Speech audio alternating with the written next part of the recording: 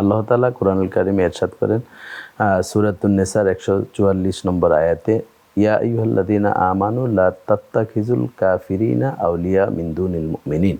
আল্লাহ তাআলা এখানে কিন্তু মোটা দাগে বলে দিয়েছেন যে তোমরা ইহুদি যারা রয়েছেন তাদেরকে তোমরা বন্ধু বানাবে না মুমিন ব্যতীত। তাহলে প্রথম আল্লাহর কথা হচ্ছে ইমানদার আরেক ইমানদারের বন্ধু হবে। আবার আল্লাহ তাআলা চমৎকার বলছেন ইন্নামাল মুমিনুনা ইখওয়া, মুমিনরা একজন আরেকজন ভাই।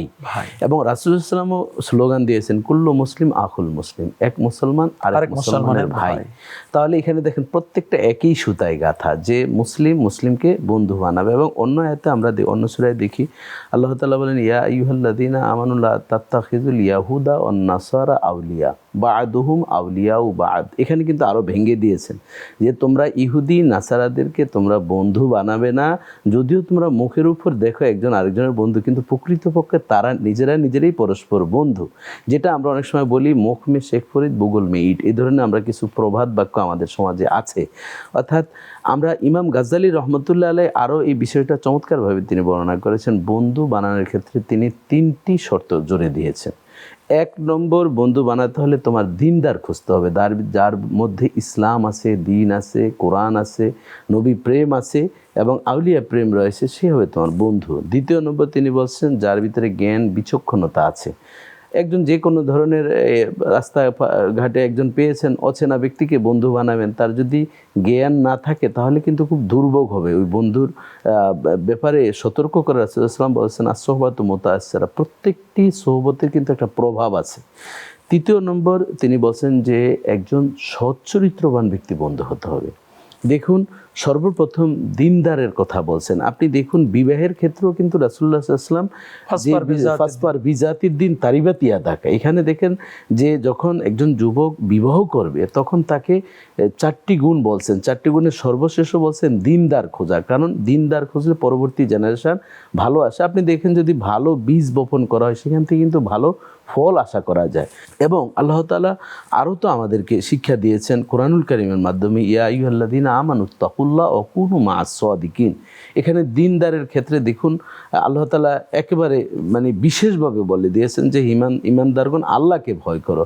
আর ওই ভয়টা তুমি কিভাবে অর্জন করবে, এই জন্য একজন সাদিকিন, মুফাসসিরিন বলেন আই সালিহিন, একজন নেককার বন্ধু তোমাকে নির্বাচন করতে হবে। কারণ তুমি প্রত্যেক বন্ধুর প্রভাবে প্রভাবান্বিত। আজকে আপনি দেখুন সমাজের ভিতরে যতগুলো বিশৃঙ্খলতা হয় প্রত্যেকটাই কিন্তু যে কোনো একটা পদস্খলিত বন্ধুর সাথে থাকার কারণে। আপনি দেখেন এই যে এখন কিশোর গ্যাং আমাদের সমাজে একেবারে খুব প্রত্যেকের মুখে মুখে আছে।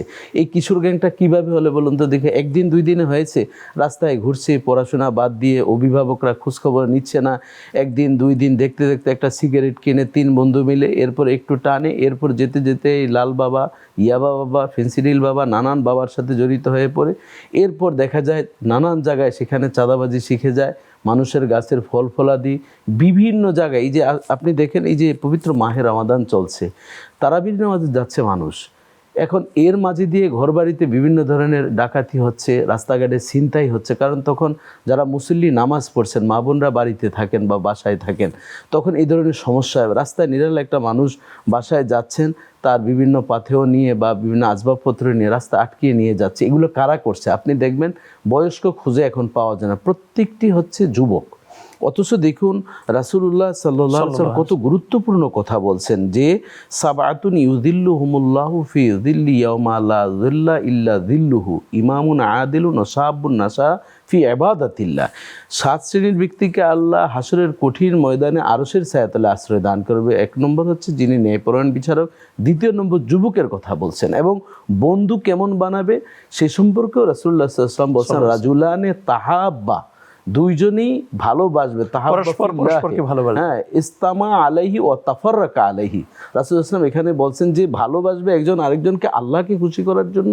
আবার যখন দেখবে বন্ধু সে আল্লাহ এবং তার রাসূল দ্রোহী হয়ে সে দূরে সরে গেছে, ওই মুহূর্তে তাকে হাড্ডুলিক বের করে ওই বন্ধুকে বাদ দিতে হবে। এটাই কিন্তু রাসূলুল্লাহ, এটাই হচ্ছে হুব্বু ফিল্লাহ ওয়াল বুগযু ফিল্লাহ। জি।